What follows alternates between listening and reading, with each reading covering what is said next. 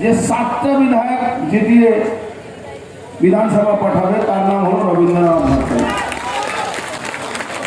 উপস্থিত মঞ্চের সমস্ত যারা আমাদের পার্টির কর্তারা আছেন, যারা জেলা হোক রাজ্য হোক, যারা সম্মানীয় মঞ্চ, সবাইকে সম্মান জানিয়ে, সামনে যারা উপস্থিত আছেন সবাইকে সম্মান জানিয়ে আমি 2-4টা কথা বলবো।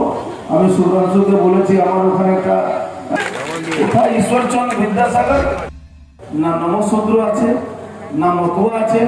আপনি কার জন্য করেছেন? আপনি আপনার ভাইপো, আপনার নেতারা যেভাবে দলিতদের নমঃশূদ্রদের অপমান করছে এটা বাংলার মানুষ জানে।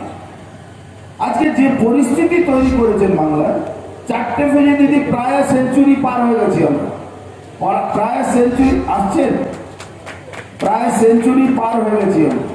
এবার দিদিমণি ভাবুন তো, এই 5 ফেজ 6 ফেজের মধ্যে তো আমরা ম্যাজিক ফিগার পার করে নেব, আর 7 আর 8 ফেজে বোনাস আসবে, মানে 200 পার হবে। এখন দিদিমণি পায়ের তলা মাটি নেই, ঘাবড়ে গেছে। এখন যা তা বলছেন। মাঝে ইলেকশন কমিশন ব্যান করলো, কারণটা কি? দিদিমণি একদিন বলছেন যে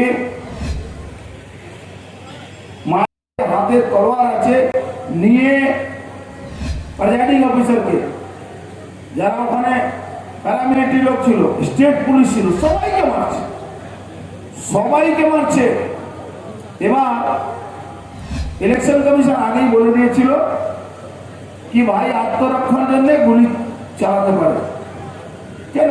যারা স্টেট পুলিশ আছে তাদেরও তো বলা আছে, বা সাধারণ মানুষও ভারতবর্ষে আইনে বলা আছে কি আমাকে কেউ প্রাণহানি করতে যায় তখন আমি রিয়েক্ট করতে পারি না, কি আমি ক্ষমতা এলে বুঝিয়ে দেব। আরে দিদিমণি, আপনার অবস্থা এমন আছে যে আমাদের প্রধানমন্ত্রী যখন বলছে ও দিদি গালাগালি করছে, তাহলে কি দাদি বলবে আপনাকে? দিদি বললে গালাগালি হয়, তাহলে আমাদের হিন্দিতে বলে দাদি, মানে গ্র্যান্ড মাদার। কিন্তু মোদিজি দাদি হয়নি, তোমার আমার দাদি হয়ে। মোদিজি তো ওনার থেকে অনেক বেশি বয়স, উনি দাদি কি করে? বাংলায় আমরা আমাদের মহিলাদেরকে বেশিরভাগ আমরা সম্মান দিদি বলি, মা, ছোট বাচ্চা মেয়েদেরকে আমরা মা বলি, এটা আমাদের বাংলায় কালচার। উনি বলছেন তাকে আপনার রাগ কেন? একজন মহিলা, ওনার ফিল্ম অভিনেত্রী, আমি নাম নেব না, তিনি বলছেন এই গোলার মধ্যে কিছু তথ্য আছে। ভাই অত লেখাপড়া, আর এই ব্যারেকপুর ইন্ডাস্ট্রিয়াল বেল্ট বিগত সময় মমতা ব্যানার্জি ক্ষমতার আসার আগে বারবার বলেছিলেন 56,000 কলকারখানা বন্ধ, আর যখন তৃণমূল কংগ্রেস ক্ষমতায় আসবে উনি এই কারখানাগুলোকে খুলে দেবে। কিন্তু দিদিমণি একটা কারখানা খোলাতে পারেননি, উল্টে 94,000 কলকারখানা বন্ধ হয়ে গেছে। তাই আগামী দিন 22 তারিখে ইলেকশন আছে। আমাদের সুধাংশু দুবারে মেলে একে ভোট দেবে। কমল ছাপ, নামও দেখা দরকার নেই, কমল ছাপ দেখলে, কমল ফুলের যে পদ্ম ফুল বলি আমরা, পদ্ম ফুলটা দেখলে সোজাসুজি আপনি দেখবেন ওখানে মোদিজিকে দেখতে পাচ্ছেন না, ঠিক ওখানে একদম ওখানে পদ্ম ফুল দেখলে আপনার মনে হবে মোদিজি ওখানে বসে আছেন, একদম ওখানে একদম দেবেন ভোট। আর একটা সোনার বাংলার যে স্বপ্ন দেখেছেন মোদিজি সেটা পূরণ হবে। এই কথা বলে সবাইকে নমস্কার জানিয়ে আমি আমার বক্তব্য শেষ করছি। ভারত মাতাকে জয় শ্রীরাম, জয় জয় জয় জয় জয় শ্রীরাম। অর্জুন সিং মহাশয়কে আমাদের মধ্যে উপস্থিত হয়েছেন আমাদের ভারতীয় জনতা পার্টির লড়াকু নেত্রী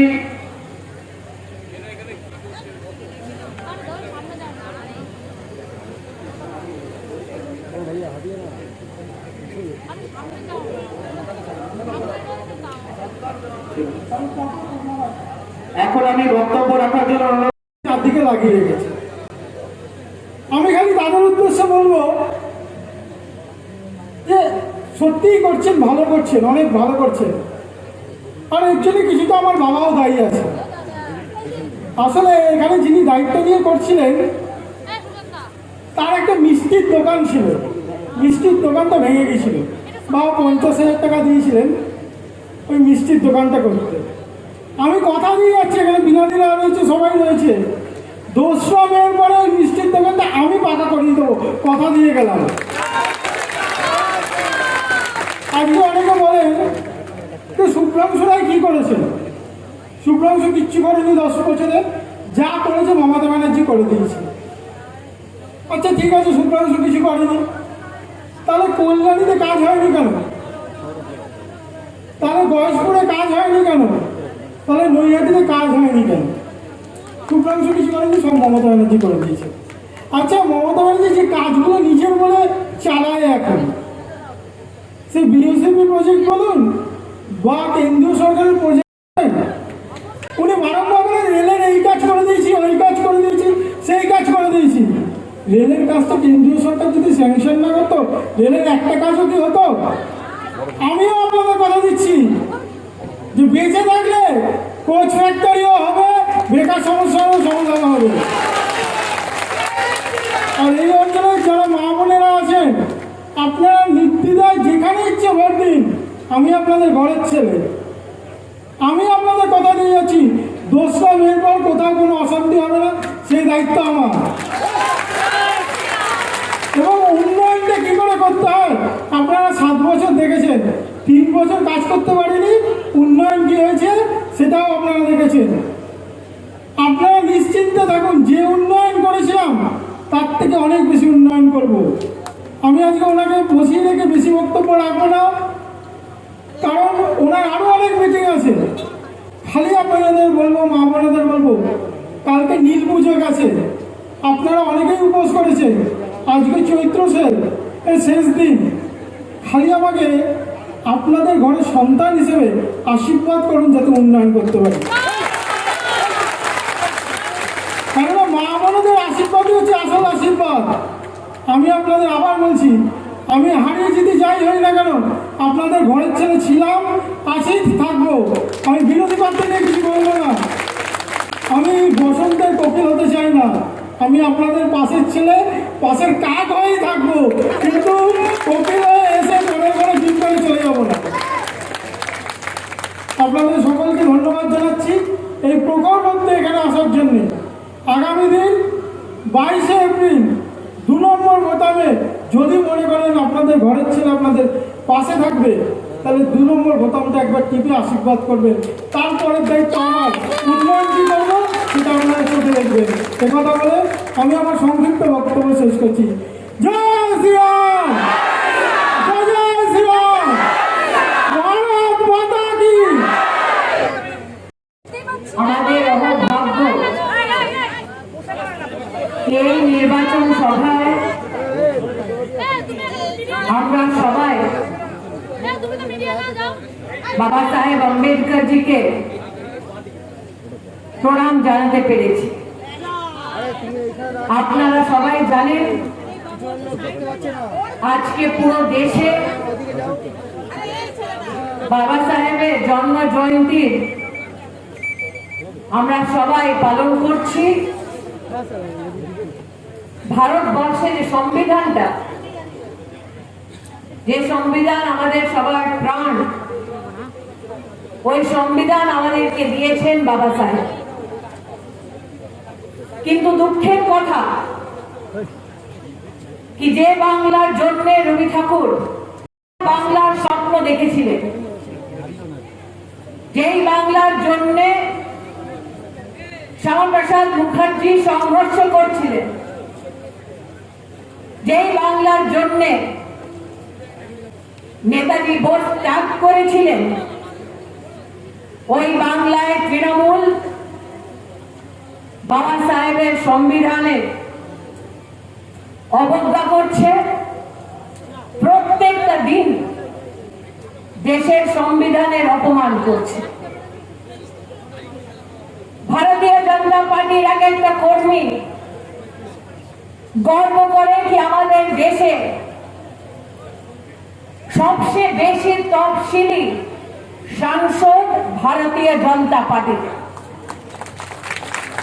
ভারতীয় জনতা পার্টি এক একটা কর্মী জানে যে লন্ডনে বাবা সাহেবের স্মৃতিতে সরকার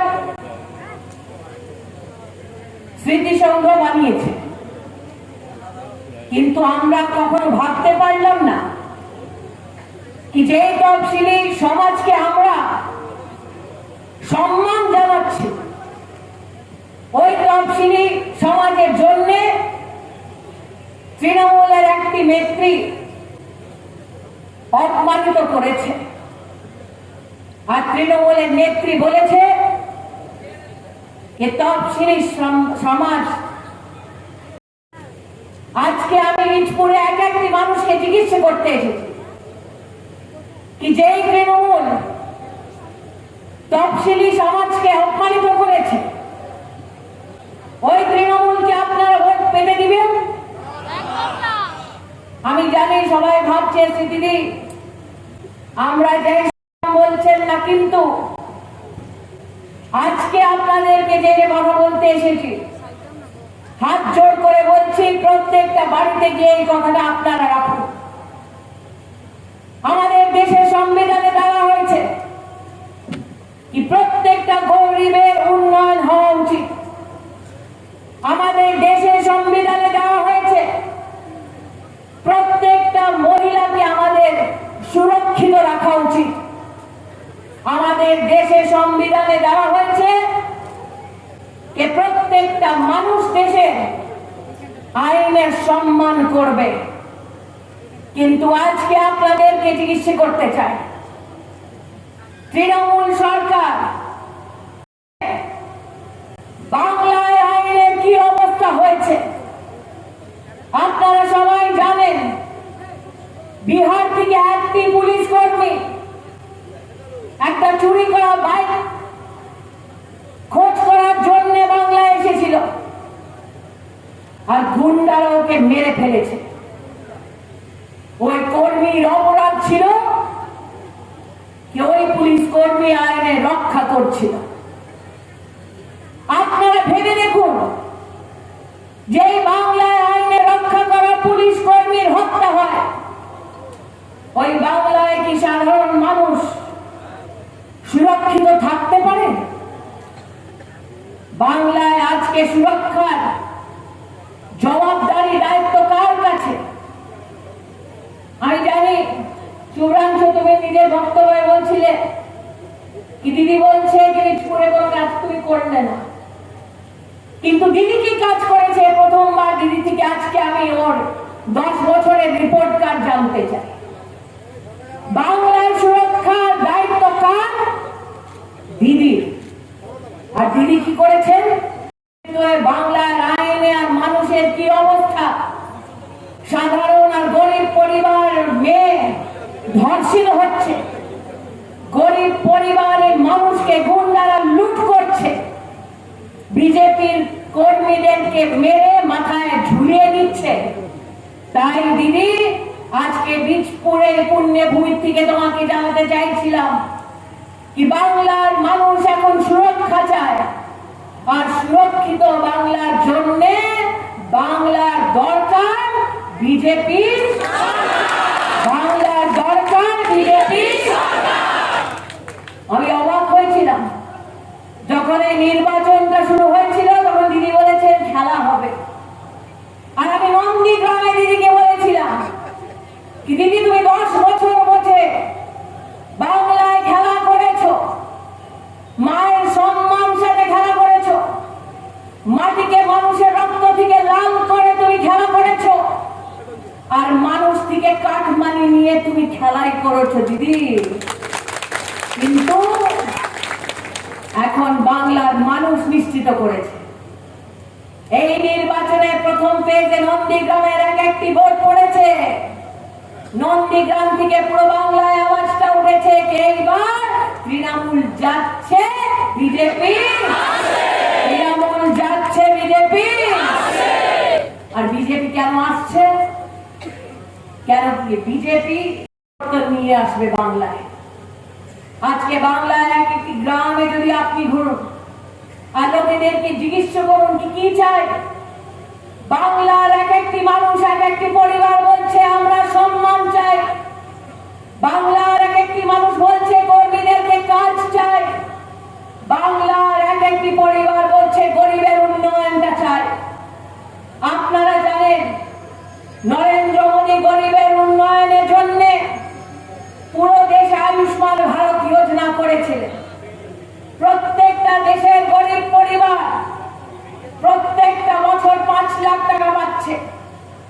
5 লাখ টাকার সেবাতে পুরো বছরের গরিব পরিবারের ওষুধের টাকা, ডাক্তারের টাকা আর দেশে 24,000 হাসপাতালে বিনামূল্যে সুবিধা পাচ্ছে।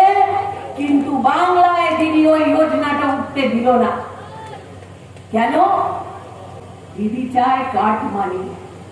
তাই আজকে বীজ করে আপনাদেরকে জিজ্ঞেস করতে এসেছি, আপনারা চাই কি আপনাদের এক একটা গরিব পরিবার আয়ুষ্মান ভারত যোজনার 5 লাখ টাকার সেবা প্রত্যেকটা বছর চায়? যদি চায় তাহলে 22 তারিখে আপনারা পোলিং বুথে গিয়ে পদ্ম ফুলের বাটনটা দাবিয়ে আমাদের প্রার্থীকে আশীর্বাদটা দিবেন। আজকে হাত জোড় করে আপনাদেরকে নিবেদন করে জানাতে আমি দেখতে পাচ্ছি শুভ্রাংশুদা বেশ এখানে মারা মেয়েরা এসেছে আপনাকে আশীর্বাদ জানানোর জন্য। ওখানে দেখছি বাড়ির আগে দাঁড়িয়ে আছে। আর কেন আজকে বাংলার এক একটি মা, এক একটি মেয়ে বিজেপি কে আশীর্বাদ দেওয়ার জন্য বাড়ি থেকে বাইরে বেরোচ্ছে? কেন কি বাংলার এক একটি মহিলা বাংলার প্রত্যেকটা মেয়ের জন্য সম্মান চায়? গুন্ডারাজ তৃণমূলে শেষ করতে চায়। কি অবস্থা করেছে টিএমসির গুন্ডারা? হচ্ছে আর দিদি বলছে এটা সাধারণ ঘটনা। আজকে যত পরিবার এখানে দাঁড়িয়ে আছে ওদেরকে জিজ্ঞেস করতে চায়, একটি মেয়ে ধর্ষিত হওয়া এটা কি সাধারণ? একটি মেয়ের উপরে অত্যাচার হওয়া এটা কি সাধারণ? তাই আপনাদেরকে হাত জোড় করে বলতে এসেছি কি বাংলার মহিলার দরকার। আজ আপনাদেরকে বলতে এসেছি কি মা, মেয়ে, বোন কেন বিজেপিকে ভোট করছে? বিজেপি নিজের সংকল্প পত্রে নিশ্চিত করেছে বাংলায় আমাদের সরকারটা প্রতিষ্ঠিত হচ্ছে। আর ওই সরকারটা প্রতিষ্ঠিত করার পরে গরিব পরিবারের প্রত্যেকটা মেয়ে স্কুল থেকে কলেজ অবধি বিনামূল্যে শিক্ষা পাবে। বাংলায় বিজেপির সরকারটা প্রতিষ্ঠিত হচ্ছে। আর বিজেপি সংকল্প করেছে কি যত আমাদের বিধবা মা, মেয়ে, বোন আছে প্রত্যেকটা বিধবা মা, মেয়ে, বোন বিধবা সুরক্ষা যোজনা থেকে প্রত্যেকটা মাসে 3,000 টাকা পাবে। আমরা কি চাই? বাংলার প্রত্যেকটা মেয়ে চাকরি চায়। তাই জন্য বিজেপি সংকল্প করেছে বাংলায় আমরা সরকার প্রতিষ্ঠিত করছি। সরকার প্রতিষ্ঠিত করার পরে বাংলার সরকারি চাকরির মধ্যে 33% মহিলাদের জন্য আমরা চাকরি সংরক্ষিত করব। আমরা কি সংকল্প করেছি? আমরা জানি এই নির্বাচনে বাংলার এক একটি মানুষ বিজেপিকে ভোট দিচ্ছে। বাংলার বিজেপি সরকার প্রতিষ্ঠিত করার পরে আমরা ঘরের লক্ষ্মী যোজনা শুরু করব। যার বয়স 18 বছর ওর বিয়ে দেওয়ার জন্য আমরা ওই গরিব পরিবারকে 1 লাখ টাকা দিব।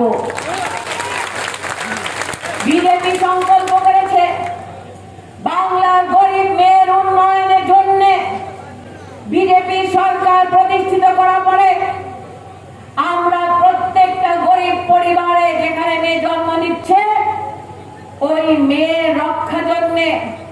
শিক্ষা জন্যে জন্মে 50,000 টাকার বন্ড দিব, আর মেয়ে যখন ক্লাস 12তে উঠে ওই ক্লাসটা পুরো করবে তখন ওই গরিব পরিবার বিজেপি সরকার 2 লাখ টাকা দিবে। কিন্তু এই টাকাটা আপনারা কিভাবে পাবেন? আপনারা নিজের ব্যাংকের খাতায় পাবেন। তৃণমূলে একটি গুন্ডা কাটমানি নিতে পারবে না, কেন কি তৃণমূল যাচ্ছে বিজেপি। আজ আমি রবীন্দ্রকে জানাচ্ছিলাম, আমাদের সভাপতি, কি রবীন্দ্র তুমি তো খুব লাকি, তোমার সিটটা তো আসছে। রবীন্দ্র আমায় বললেন, দিদি আমরা কেন এত সংঘর্ষ করছি? এশিয়ার সবচেয়ে বড় জুটের মিল আমাদের এলাকায়, আর আমরা ওই মিলের উন্নয়নটা চাই। তাই আপনাদেরকে জানাতে এসেছি, বিজেপির সরকার বাংলায় প্রতিষ্ঠিত হচ্ছে, আর জুট মিলের উন্নয়নের জন্য বিজেপি সরকার 1500 কোটি টাকাটা দিবে। কিন্তু দাদা ভাই, তাহলে তো খুব বাড়াচ্ছ। 22 তারিখে কি করতে হবে? পোলিং বুথে গিয়ে কোন বাটনটা টিপতে হবে?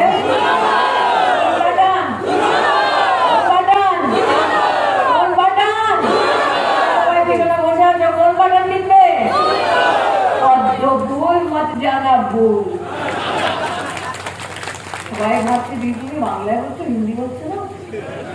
আমি জিজ্ঞেস করলাম কেন হিন্দি বলো বলতো, ভাবছি তো বলছে না দিদি আমরা তো ভাবছিলাম যদি হিন্দিতে কথা বলতে তখন আমরা রাহুল গান্ধীর বিষয় দিয়েছি বলবো। আমি ও তো নেই বাংলার এই নির্বাচনে, এখনই তো উঠেছে তো।